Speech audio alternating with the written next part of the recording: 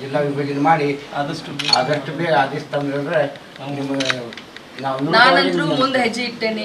ಮುಂದೆ ಹೆಜ್ಜೆ ಇಟ್ಟಿದ್ನ ಹಿಂದೆ ಸರಿಯೋ ಪ್ರಶ್ನೆನೇ ಇಲ್ಲ. ನಿಮಗೂ ಅನುಕೂಲ ಆಗಲಿ, ಈ ಕಡೆ ಜನರಿಗೂ ಅನುಕೂಲ ಆಗಲಿ. ನಿಮಗೆ ಬಹಳ ತೊಂದರೆ ಆಗ್ತಾ ಇದೆ ಖಂಡಿತವಾಗ್ಲು. ನಾನು ಹೇಳಿದ್ನಲ್ಲ, ಮುಂದೆ ಹೆಜ್ಜೆ ಇಟ್ಟೇನೆ, ಹಿಂದೆ ಇಡೋದಿಲ್ಲ. ನಾನು ಎತ್ತೇನೆ ಖಂಡಿತವಾಗ್ಲು.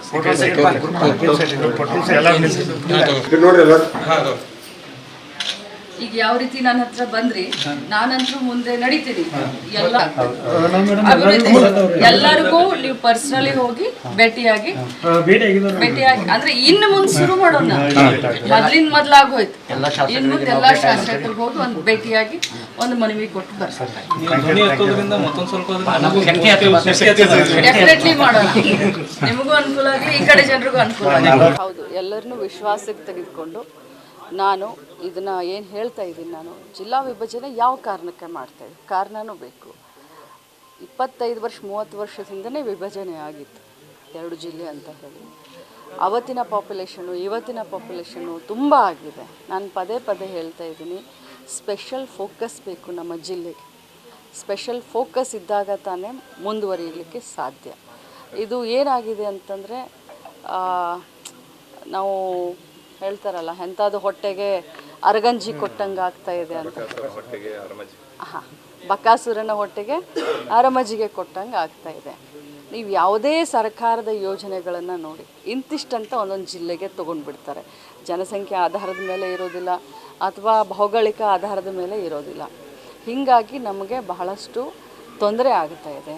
ಅದು ಒಂದೇ ಅಂತಲ್ಲ, ಪ್ರತಿಯೊಂದು ಎಲ್ಲರಿಗೂ ಅನುಕೂಲ ಆಗಬೇಕು ಅಂದರೆ ಜಿಲ್ಲಾ ವಿಭಜನೆ ಆಗಬೇಕು. ಅಭಿವೃದ್ಧಿ ದೃಷ್ಟಿಯಿಂದ, ರಾಜಕೀಯವಾಗಿ ಅಲ್ಲ. ರಾಜಕೀಯ ನಂತರ ನಾವು ನೋಡೋಣ. ಬಟ್ ಅಭಿವೃದ್ಧಿ ದೃಷ್ಟಿಯಿಂದ ಜಿಲ್ಲಾ ವಿಭಜನೆ ಮಾಡಲಿಕ್ಕೆ ನಾನು ಎಲ್ಲರ ಒಂದು ಸಹಾಯ ಸಹಕಾರ ಕೋರ್ತೀನಿ. ಇದರಲ್ಲಿ ಏನೂ ಕೂಡ ಹಿಡನ್ ಅಜೆಂಡ ಇಲ್ಲ. ಅಭಿವೃದ್ಧಿ ಒಂದೇ ಮೂಲ ಮಂತ್ರ. ಜನಗಳಿಗೆ ಬಹಳ ಕಷ್ಟ ಆಗ್ತಾಯಿದೆ. ರಾಯಬಾಗದಿಂದ ಅಥಣಿಯಿಂದ ಬರುವಂಥ ಜನರಿಗೆ ಬಹಳ ಕಷ್ಟ ಆಗ್ತಾಯಿದೆ. ಸೊ ಅದಕ್ಕೋಸ್ಕರ ಇದನ್ನು ಇನ್ನು ಸ್ವಲ್ಪ ಸ್ಮೂತ್ ಮಾಡೋಣ. ಅಡ್ಮಿನಿಸ್ಟ್ರೇಷನ್, ಯಾಕಂದರೆ ಈ ಗೌರ್ಮೆಂಟ್ ನಾವಿದ್ದೀವಿ ಅಂದರೆ ಮನೆ ಬಾಗಿಲಿಗೆ ಸರ್ಕಾರ ಅನ್ನುವಂಥ ಕಾನ್ಸೆಪ್ಟ್ ಇದೆ. ಮನೆ ಬಾಗಿಲಿಗೆ ಸರ್ಕಾರ ಅನ್ನುವಂಥ ಕಾನ್ಸೆಪ್ಟ್ಗೆ ನಿಜವಾದ ಅರ್ಥ ಬರಬೇಕು ಅಂತಂದರೆ ಜಿಲ್ಲೆ ವಿಭಜನೆ ಆಗಲೇಬೇಕು. ಮೇಡಮ್, ಈಗ ಎಚ್ ಡಿ ಕುಮಾರಸ್ವಾಮಿ ಅವರ ವಿರುದ್ಧ ಈ ಸಾಯಿ ಮಂಡಲ್ ಏನಿತ್ತು, ಲೋಕಾಯುಕ್ತ ADGP ಅವರು ರಾಜ್ಯಪಾಲರಿಗೆ ಪ್ರಾಸಿಕ್ಯೂಷನ್ ಕೋರಿ ಅನುಮತಿ ಪತ್ರ ಬರೆದಿದ್ದಾರೆ. ಅದು ಸಹಜ ಪ್ರಕ್ರಿಯೆ. ಅದು ಕಾನೂನಿನ ಚೌಕಟ್ಟಿನಲ್ಲಿ ಏನೆಲ್ಲ ಪ್ರಕ್ರಿಯೆಗಳು ಆಗಬೇಕು ಅದು ಆಗ್ತಾ ಇದೆ. ಅಂದರೆ ಸಿದ್ದರಾಮಯ್ಯ ಅವರ ವಿರುದ್ಧ ಒಂದೇ ದಿನದಲ್ಲಿ ಪ್ರಾಸಿಕ್ಯೂಷನ್ ಅನುಮತಿ ಸಿಗುತ್ತೆ. ಆದರೆ ಇದನ್ನೇ ರಾಜ್ಯಪಾಲರ ಭವನ ಒತ್ತಡದಲ್ಲಿ ಕೆಲಸ ಮಾಡ್ತಾ ಇದೆ. ನೋಡೋಣ, ಈಗ ಕರ್ನಾಟಕದ ಜನತೆ ನೋಡ್ತಾ ಇದ್ದಾರೆ, ಗಮನಿಸ್ತಾ ಇದ್ದಾರೆ. ಅವ್ರಿಗೊಂದು ನ್ಯಾಯ, ನಮಗೊಂದು ನ್ಯಾಯ. ಒಂದು ಕಣ್ಣಿಗೆ ಬೆಣ್ಣೆ, ಇನ್ನೊಂದು ಕಣ್ಣಿಗೆ ಸುಣ್ಣ. ಜನ ತೀರ್ಮಾನ ಮಾಡ್ತಾರೆ. ಇಷ್ಟು ದಿನ ಬಳ್ಳಾರಿಗೆ ನಿಷೇಧ ಇತ್ತು ಜನಾರ್ದನ್ ರೆಡ್ಡಿ ಅವರಿಗೆ. ಇವತ್ತು ಕೋರ್ಟ್ ಅನುಮತಿ ನೀಡಿದ ಬಳಿಕ ಬಳ್ಳಾರಿಗೆ ಹೋಗಿದ್ದಾರೆ. ಸಿದ್ದರಾಮಯ್ಯ ಅವರು ಔಟ್ ಆಗ್ತಾ ಇದ್ದಾರೆ, ನಾನು ಇನ್ ಆಗ್ತಾ ಇದ್ದೀನಿ ಅಂತ ಸ್ಟೇಟ್ಮೆಂಟ್ ಕೊಟ್ಟಿದ್ದಾರೆ.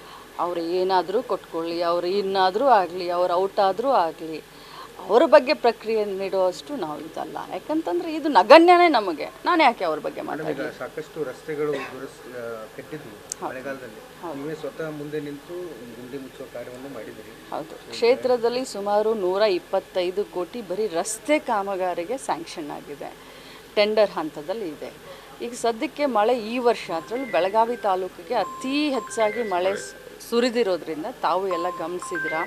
ಸುಮಾರು 100 ದಿನ, ಇವತ್ತೂ ಕೂಡ ಬೆಳಗ್ಗೆ ಮಧ್ಯಾಹ್ನ ಮಳೆ ಆಯಿತು. ಸೊ ಮಳೆ ನಿಂತ ತಕ್ಷಣ, ಯಾಕಂದರೆ ಡಾಂಬರ್ ಪ್ಲ್ಯಾಂಟ್ಗಳು ಶುರು ಆಗಬೇಕು. ಸಹಜವಾಗಿ ದೀಪಾವಳಿಯ ನಂತರ ಎಲ್ಲ ಡಾಂಬರ್ ಪ್ಲ್ಯಾಂಟ್ಗಳು ಶುರು ಆಗ್ತವೆ. ಸೊ ಮಳೆ ನಿಂತ ತಕ್ಷಣ ನನ್ನ ಕ್ಷೇತ್ರದಲ್ಲಿ 125 ಕೋಟಿ ರೋಡಿನ ಕೆಲಸ ಕಾಮಗಾರಿ ಶುರು ಆಗುತ್ತೆ. ಲಾಸ್ಟ್ ಕ್ವೆಶ್ಚನ್ ಮೇಡಮ್, ಈಗ ಬೆಳಗಾವಿಯಲ್ಲಿ ಐತಿಹಾಸಿಕ ಕಾಂಗ್ರೆಸ್ ಅಧಿವೇಶನ ಶತಮಾನೋತ್ಸವ ನಡೀತಾ ಇದೆ. ಕೋಟಿ ರೂಪಾಯಿ ಕೊಟ್ಟಿದ್ದಾರೆ, ಅದಕ್ಕೂ ಸಾಲಲ್ಲ ಅಂತ ಬಿಜೆಪಿ ಶಾಸಕ ಅಭಯ್ ಪಾಟೀಲ್ ಅವರು ಹೇಳಿದ್ದಾರೆ. ನಾನೇ ಮೊದಲು ಧ್ವನಿ ಎತ್ತಿದ್ದು ವಿಧಾನಸೌಧದಲ್ಲಿ, ಅದೇ ಅದ್ದೂರಿಯಾಗಿ ಆಗಬೇಕು, ಐತಿಹಾಸಿಕ ಕಾರ್ಯಕ್ರಮ ಆಗಬೇಕು ಅಂತ. ಆದರೆ ಇವರು ಕೇವಲ 2 ಕೋಟಿ. 2ನೇ ತಾರೀಕಿನ ಬಗ್ಗೆ ನೀವು ಮಾತನಾಡ್ತಿದ್ರಾ ಅಥವಾ ಡಿಸೆಂಬರ್ 24? ಡಿಸೆಂಬರ್ ನಡೀತಾರೆ. ಅವ್ರಿಗೆ ಒಂದು ಮಾತನ್ನು ಹೇಳಲಿಕ್ಕೆ ಬಯಸ್ತೀನಿ. ಬರೀ 2 ಕೋಟಿ ಅಲ್ಲ, ನಾವು 300-400 ಕೋಟಿ ಖರ್ಚು ಮಾಡಿ ಕಾರ್ಯಕ್ರಮ ಮಾಡ್ತೀವಿ. ಈಗ ನೋಡ್ರಿ, ಹೋರಾಟ ಮಾಡಿ ನಾವು ಮುದುಕರಾದ್ರಿ. ಅಂದರೆ 25 ವರ್ಷದಿಂದ ನಮ್ದು ಈಗಾಗಲೇ ಜಿಲ್ಲಾ ಆಗಿತ್ತು. ಜಿಲ್ಲಾ ಆದದ್ದ ಕೆಲವು ಲೋಪದೋಷಗಳು ಆಗೋದ್ರಿಂದ ಮತ್ತು ಜನಪ್ರತಿನಿಧಿಗಳ ಇಚ್ಛಾಶಕ್ತಿ ಕೊರತೆಯಿಂದ 25 ವರ್ಷನ ಇನ್ನೂ ಜಿಲ್ಲಾನ ಮಾಡೋಕ್ತಾ ಇರಲಿಲ್ಲ. ಮಾಡ್ತೇವೆ ಅಂತಾರೆ. ಎಲ್ಲ ಸರ್ಕಾರ ಬಂದು ಆದವು ರೀ. ಕಾಂಗ್ರೆಸ್ ಸರ್ಕಾರ ಬಂತು, BJP ಸರ್ಕಾರ ಬಂತು, JDS ಬಂತು, ಸಮ್ಮಿಶ್ರ ಸರ್ಕಾರ ಬಂತು. ಎಲ್ಲ ಸರ್ಕಾರ ಬಂದರೂ ಎಲ್ಲರೂ ಯಾರು ಇಲ್ಲ ಅನ್ನಂಗಿಲ್ಲ. ಪ್ರತಿಯೊಬ್ಬರೂ ಇಲ್ಲಿ ಚುನಾವಣೆ ಆಗಲಿ ನಾವು ಮಾಡ್ತೀವಿ, ಚುನಾವಣೆ ಆಗಲಿ ಮಾಡ್ತೀವಿ ಅಂತೀವಿ. ಆದರೆ ನಮಗೊಂದು ಸಿದ್ದರಾಮಯ್ಯ ಸರ್ಕಾರ ಮ್ಯಾಗ ಒಂದು ಭರೋಸೆ ಆಯ್ತು ನಮ್ಗೆ. ಏನಂದ್ರೆ ನುಡಿದಂತೆ ನಡೆಯೋ ಸರ್ಕಾರ ಅಂದ್ರೆ ಹೇಳಿದ್ದು ಮಾಡ್ತಾರೋ ಅಂತೇಳಿ ನಮ್ಗೆ ಹಿಂದೆ ಅವಧಿದಾಗ ನೋಡಿದ್ದು. ಅದ್ರ ಉದಾಹರಣೆದಕ್ಕೆ ನಾವು ವಿಶ್ವಾಸ ಇಟ್ಟಿದ್ದು ರೀ. ವಿಶ್ವಾಸ ಇಟ್ಟಿದ ಪ್ರಕಾರ ಸನ್ಮಾನ್ಯ ಜಿಲ್ಲಾ ಉಸ್ತುವಾರಿ ಸಚಿವರು ಮತ್ತು ಲೋಕೋಪಯೋಗಿ ಸಚಿವರು ಸತೀಶ್ ಜಾರಕಿಹೊಳಿ ಸಾಹೇಬ್ರು ಈಗಾಗಲೇ ಅದಕ್ಕೆ ಭಾಳ ಆಸಕ್ತಿ ತೊಗೊಂಡಿದ್ದಾರೆ ರೀ. ಅದ್ರ ಪ್ರಕಾರ ಈಗ ಲಕ್ಷ್ಮೀ ಹೆಬ್ಬಾಳ್ಕರ್ ಮೇಡಮ್ನು ಆಸಕ್ತಿ ತೊಗೊಂಡಿದ್ದಕ್ಕೆ ನಮ್ಗೆ ಸ್ವಲ್ಪ ಆನೆ ಬಲ ಬಂದಂಗೆ ಆಗೈತಿ. ಮತ್ತು ಆಗ್ಬೋದು ಅಂತ ನಮ್ಗೆ ಇನ್ನೂ ಆಸೆ ಐತಿ. ಆದ್ರೂ ಇನ್ನೂ ನಮ್ಮ ಎಲ್ಲ ಶಾಸಕರ ಏನೈತಿ ಮನಸ್ಸು ಕೊಡಬೇಕು. ಕರ್ನಾಟಕ ರಾಜ್ಯದಾಗ ಅತಿ ದೊಡ್ಡ ಜಿಲ್ಲೆ ಬೆಳಗಾವಿ ಜಿಲ್ಲೆ, ತಮಗೆಲ್ಲ ಗೊತ್ತಿದ್ದ ವಿಷಯ ಐತೆ ರೀ. 50 ಲಕ್ಷ ಜನಸಂಖ್ಯೆ ಐತೆ. ನಮ್ಗೆ ಎಷ್ಟು ಅನ್ಯಾಯ ಅಂತಂದ್ರೆ ರೀ, ಈ ಬೇರೆ ಜಿಲ್ಲೆಗಳು ನೋಡ್ರಿ ನೀವು 10 ಲಕ್ಷ ಜನಸಂಖ್ಯೆ ಐತೆ ರೀ. 10-12 ಲಕ್ಷ ಜನಸಂಖ್ಯೆ ಇದ್ದವ್ಗೆ 10 ಕಿಲೋ ಅಕ್ಕಿ ಕೊಡ್ತಾರೋ, ನಾವು 50 ಲಕ್ಷ ಜನಸಂಖ್ಯೆ ಇದ್ದವ್ರಿಗೆ 10 ಕಿಲೋ ಅಕ್ಕಿ ಕೊಡ್ತಾರೋ. ಅಂದರೆ ಇದರ ಅರ್ಥನ ಅನುದಾನ ಹೇಳತ್ತಾನೆ ರೀ. ಸಿಬ್ಬಂದಿನೂ ಅದ್ರ ಪ್ರಕಾರ ಅಲ್ಲೆಲ್ಲ ಜಿಲ್ಲಾಧಿಕಾರಿಗಳಿದಾರು, ಪ್ರತಿಯೊಂದು ಊರಿಗೆ ಹೋಗ್ತಾರೋ. ನಮ್ಮಲ್ಲಿ ಜಿಲ್ಲಾಧಿಕಾರಿ ಕೊನೆ ಊರಿಗಂತ ಯಾರೂ ಇನ್ನೂ ತನಕ ಹೋಗಿಲ್ಲ ನನ್ನ ಲೆಕ್ಕಲೆ. ಅಷ್ಟು ದೂರ ನಮ್ಮದೆಲ್ಲ ಪ್ರಯಾಣ ಐತಿ. 300 ಕಿಲೋಮೀಟ್ರ್ ವಿಸ್ತೀರ್ಣ ಐತಿ ನಮ್ಮದು. ಹೀಗಾಗಿ ನಾವು ವಂಚಿತ ಆಗ್ತದೆ, ಸಮಾಜ ಎಲ್ಲ ವಂಚಿತ ಆಕೈತಿ. ಅಭಿವೃದ್ಧಿ ಇಲ್ಲ ಈಗ ಮಾಡ್ತೀವಿ ಅಂದಾರೆ. ಮೊನ್ನೆ ಹೇಳಿದಾರೆ ರೀ, ಈಗ ದಸರಾ ಆದ ಬಳಿಕ ಚಿಕ್ಕೋಡಿ ಜಿಲ್ಲಾ ಬೆಳಗಾವಿ ಜಿಲ್ಲೆ ವಿಭಜನೆ ಮಾಡಿ ಯಾವುದಾದ್ರೂ ಜಿಲ್ಲೆಗಳು ನಾವು ವಿಭಜನೆ ಮಾಡ್ತೀವಿ ಅಂತ ಹೆಸರನ್ನು ಹೇಳಿಲ್ಲ. ಆದ್ರೂ ನಮ್ಗೆ ವಿಶ್ವಾಸ ಐತಿ, ವಿಭಜನೆ ಆಗ್ತಿದ್ರೆ ನಮ್ದು ವಿಶ್ವಾಸ ಐತಿ. ಯಾಕಂದ್ರೆ 25 ವರ್ಷದಿಂದ ಆದದ್ದು ಜಿಲ್ಲಾ ರೀ. ಅದನ್ನು ಡಿಕ್ಲೇರ್ ಮಾಡೋದಷ್ಟು ಉಳಿದೈತಿ, ಅವ್ರು ಮಾಡ್ತಾರೆ ಅಂತ ಹೇಳೈತಿ. ಮತ್ತು ಅಭಿವೃದ್ಧಿ ಆಗಿಲ್ಲ. ಅವ್ರು ಹೇಳಿದ್ದೂ ಕರೆಕ್ಟ್ ಐತಿ. ಇನ್ನೂವರೆಗೆ ನಮ್ಮ ಬೆಳಗಾವಿ ಜಿಲ್ಲಾ ಅಭಿವೃದ್ಧಿ ಆಗಿಲ್ಲ. ವಿಸ್ತೀರ್ಣ ಇದ್ದದ ಕಾರಣ ಮತ್ತು ಅನುದಾನ ಕಡಿಮೆ ಬಂದಿದ್ದ ಕಾರಣ, ಜನಸಂಖ್ಯೆ ಹೆಚ್ಚಿದ್ದ ಕಾರಣ ಎಷ್ಟು ಬೇಕಟ್ಟ ಅನುದಾನ ಬರೋದಿಲ್ಲ, ಅಭಿವೃದ್ಧಿ ಆಗಿಲ್ಲ. ಇನ್ನು ಮುಂದೆ ಜಿಲ್ಲಾ ವಿಭಜನೆ ಆಯ್ತು ನಮ್ಮ ಭಾಗಲ ಅಭಿವೃದ್ಧಿ ಆಗ್ತೈತೆ ನಮ್ಗೆ ವಿಶ್ವಾಸ ಐತಿ. ಮತ್ತು ಸಚಿವ ಸತೀಶ್ ಜಾರಕಿಹೊಳಿ ಸಾಹೇಬ್ರ ಮೇಲೆ ಮತ್ತು ಲಕ್ಷ್ಮೀ ಹೆಬ್ಬಾಳ್ಕರ್ ಅಕ್ಕ ಅವ್ರ ಮ್ಯಾಗ ಅಂತ ನಾವು ವಿಶ್ವಾಸ ಇಟ್ಟಿದ್ದೇವೆ ರೀ. ಮಾಡ್ತಾರೋ. ಇವ್ರು ಜಿಲ್ಲೆ ಮಾಡುವವರೆಗೆ ನಾವು ಅಂತ ಸಂಜು ಬಡಿಗೇರಿ ಅವರ ಅಧ್ಯಕ್ಷತೆಯೊಳಗೆ ಅವರ ನೇತೃತ್ವದೊಳಗೆ ಹೋರಾಟ ಅಂತೂ ನಿಲ್ಲಿಸಂಗಿಲ್ಲ, ಹೋರಾಟ ಮಾಡೇ ಮಾಡ್ತೀವಿ. ಮೇಡಮ್ ಅನಿವಾರ್ಯ ಅಂತ ಹೇಳ್ಬೋದು ವಿಭಜನೆ. ಯಾಕಂದ್ರೆ ಆಡಳಿತ ನಡೆಸೋದು ಕಷ್ಟ ಆಗೈತಿ. ಅದ್ರ ಸಲುವಾಗಿ ನಾವು ವಿಭಜನೆ ಮಾಡ್ತೇವೆ ಅಂತ ಹೇಳಿದ್ದಾರೆ. ದಸರಾ ಆದ ನಂತರ ಹಿಂದೆ ಒಂದು ಕಾಲಿತ್ತು ರೀ ಗಡಿ ಸಮಸ್ಯೆ, ಈಗ ಆ ಸಮಸ್ಯೆ ಇಲ್ಲ ಅಂತ ಹೇಳಿದ್ದಾರೆ. ಹಂಗಾಗಿ ಆಡಳಿತ ಹಿತದೃಷ್ಟಿಯಿಂದ ನಾವು ವಿಭಜನೆ ಮಾಡ್ತೀವಿ ದಸರಾ ನಂತರ ಅಂತ ಹೇಳಿದ್ದಾರೆ. 1 ವರ್ಷ ಕಳೆದ ಒಂದೇ ವರ್ಷದಲ್ಲಿ ಚುನಾವಣೆಗಳು, ರಾಜಕೀಯ ತಂತ್ರ ಪ್ರತಿತಂತ್ರಗಳು, ಅಭಿಯಾನ, ಜನಪರ ಅಹೋರಾತ್ರಿ ಹೋರಾಟಗಳು, ಪಾರದರ್ಶಕ ವರದಿಗಾರಿಕೆಯ ಪಣ ತೊಟ್ಟು ಮುನ್ನಡೆದಿದ್ದೇವೆ.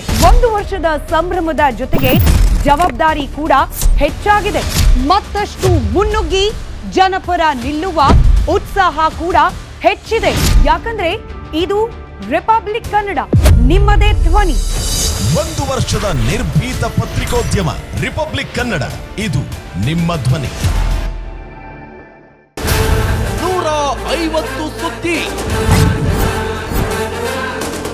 120 ಇಂಪ್ಯಾಕ್ಟ್. ಸೂಪರ್ 3 ಇಲ್ಲೇ ಡ್ರಾ, ಇಲ್ಲೇ ಬಹುಮಾನ. ಮಾಧ್ಯಮ ಇತಿಹಾಸದಲ್ಲೇ ಮೊದಲು ಪರಿಹಾರ ಪತ್ರಿಕೋದ್ಯಮ.